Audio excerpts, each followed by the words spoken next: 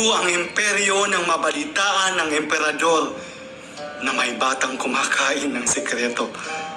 Walang krimen sa mga periodiko. Masaya ang mga empleyado. Pati bukid ay kumpleto sa binhi at abono. Pati korte ay walang kaso. Di kailangan ng batas at kongreso. Naglalaro ng piko ang bata ng sunduin ng mga sundalo. Ang balita, dinala sa pinakamalapit na presinto at kinapanayam ng emperador mismo.